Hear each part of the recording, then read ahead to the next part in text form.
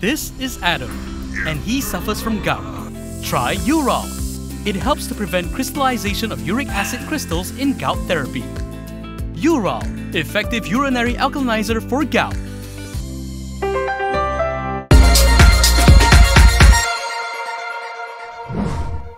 Hello, I'm Kimilia, and this is KiniNews. Prime Minister Anwar Ibrahim has responded to Muhyiddin's call for him to furnish proof of the debt waiver for Felda settlers. This came after Muhyiddin sent Anwar a letter of demand over the issue yesterday. Prime Minister Anwar Ibrahim has furnished partial documents proving that he had signed a debt waiver scheme for Felda settlers. This is after Perikatan Nasional Chief Muhyiddin Yassin demanded proof that this had occurred. Anwar shared the documents on his Facebook page, which were an assignment for financial service reserve account, as well as a sukuk payment order. He said with this proof, he demands that Muhyiddin apologize for the slander against him. Yesterday, former Prime Minister Muhyiddin Yassin demanded that Anwar prove that he had signed off on a 8.3 billion ringgit waiver for Felda settlers' debts last month, after the latter claimed Muhyiddin failed to resolve the issue. Muhyiddin dismissed Anwar's claims as a lie and demanded that Anwar retract and publicly apologize for his claims. In a letter of demand by his lawyers dated July 18th, Anwar was given 24 hours to review the document after receiving the letter. Muhyiddin's lawyers said Anwar's accusations are malicious slander against their client, which insinuates that he is a liar who failed to fulfill his promises and his responsibilities as Prime Minister. However, a former aide to Muhyiddin has rubbished Anwar's proof. Marzuki Muhammad claimed that the documents released by Anwar were not an agreement to waive the debts of Felda settlers. A former aide to Muhyiddin Yassin has rubbished Prime Minister Anwar Ibrahim's proof that he had signed a debt waiver scheme for Felda settlers. In a post on Facebook today, Marzuki Muhammad said one of the documents released by Anwar was only an agreement for the periodical issue of government-guaranteed sukuk. He said it was not an agreement to absolve the debts of Felda settlers. He added that the sukuk agreement was part of a Muhyiddin-era cabinet decision in 2020 and called on the government to declassify the October 14, 2020 cabinet meeting minutes for public viewing to provide clarity on the matter. Earlier today, Anwar released an assignment for financial service reserve account as well as a sukuk issuance order to prove that he had signed off on a Felda debt waiver scheme. In a separate statement, the Finance Ministry reiterated that the agreement was to give a 9.9 billion ringgit government guarantee to Felda to restructure its debts through sukuk issuances and credit rounds. The documents had been released after Muhyiddin called on Anwar to provide proof or face a defamation suit.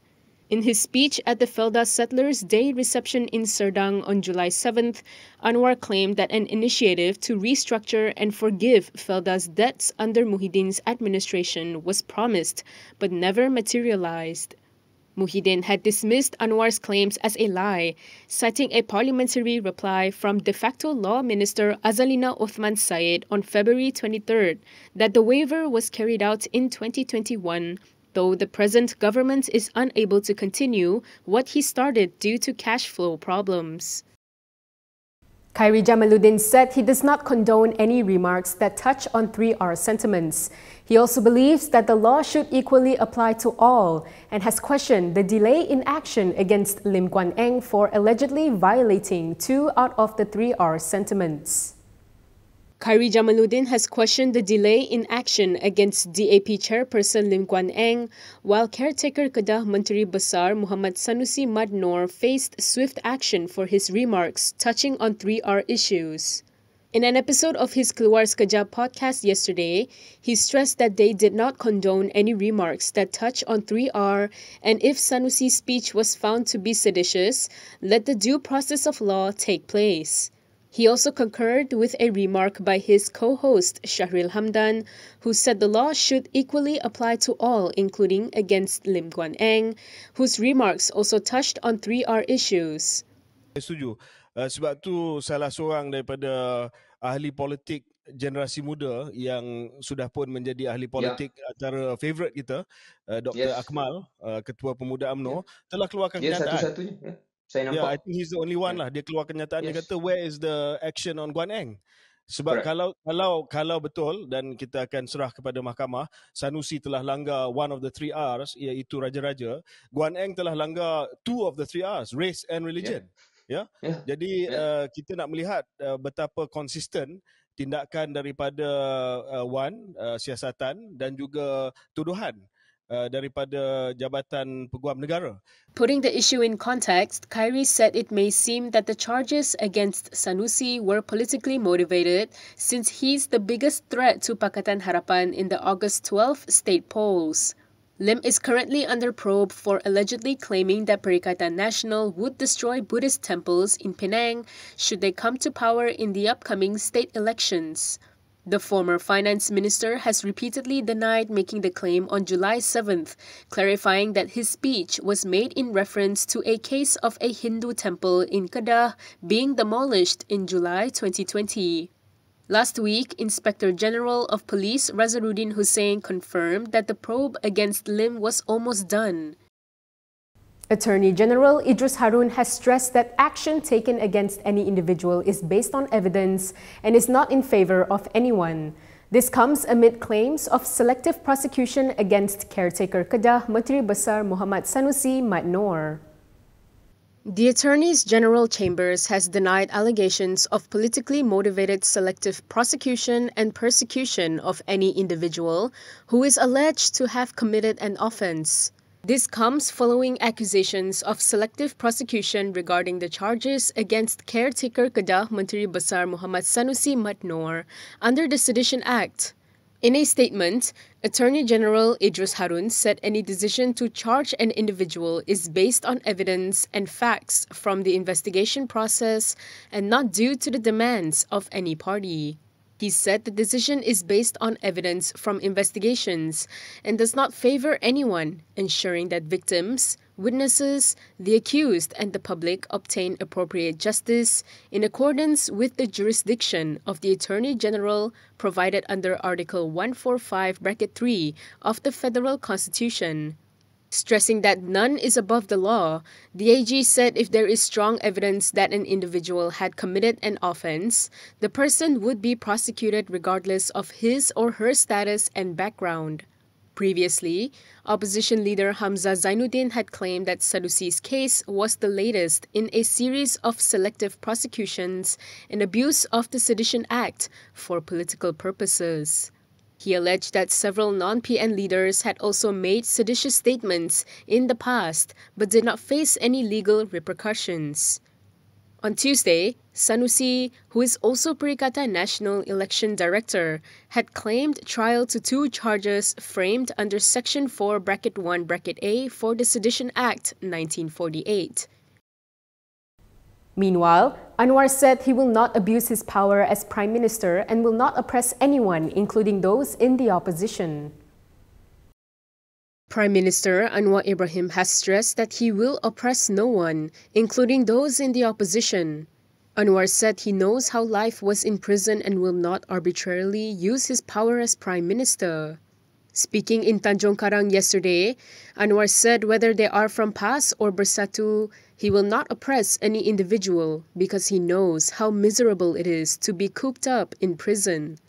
Anwar said this after caretaker Kedah Menteri Besar Muhammad Sanusi Mat Noor was charged in 2 Selayang Sessions Courts on July 18th with inciting the public over his remarks on the appointment of the Selangor Menteri Besar and the establishment of the coalition government in a political talk last week. Sanusi had pleaded not guilty to both charges. He was alleged to have committed acts that had a seditious tendency by uttering words that have a tendency to raise discontent or disaffection among the subjects of a ruler. Bersih has come up with a guideline to ensure that there is no abuse of government machinery during the upcoming 6 state elections. Bersih has proposed new guidelines to curb incumbency advantage abuse in the state election, In a statement today, Bersis said they observed with some concern the role played by political leaders who are part of the federal government in the build-up to the upcoming 6 state elections. They stressed that the government has an upper hand over caretaker state governments by having access to resources to use for campaigning. Bersis said while it is clear that state governments are in caretaker mode and should not be using state resources to campaign or to make any major allocations, it is less clear about the role of the federal government who are not in caretaker mode. They added that while there are no laws that forbid a federal government from functioning during state elections, all parties should compete fairly so that voters are not unfairly influenced by parties who have access to state resources and machinery. With this, they proposed a 3-point guideline to ensure that parties do not abuse government resources at different levels to gain undue advantage over their opponents. The guidelines include no conditions being attached to the fulfillment of any announcements or allocations made to voters, such as the parties or candidates winning in the upcoming election. Second is that there should be no campaigning during official federal functions, where references are made to the upcoming elections and names of parties or candidates are mentioned and party symbols or flags are displayed. The third proposal is that no candidates should be present in federal government functions unless they are also federal ministers themselves when special announcements or allocations are made. Additionally, the group said the guidelines can be applied to non-caretaker state governments during the federal elections. And that is all from me today. For more stories, you can go to Kinitv.com. You can also follow us on Instagram, Twitter, YouTube, and Facebook for the latest news updates. If you'd like to support independent media, do consider subscribing to MalaysiaKini.com. I'm Kimilia. Thanks for watching.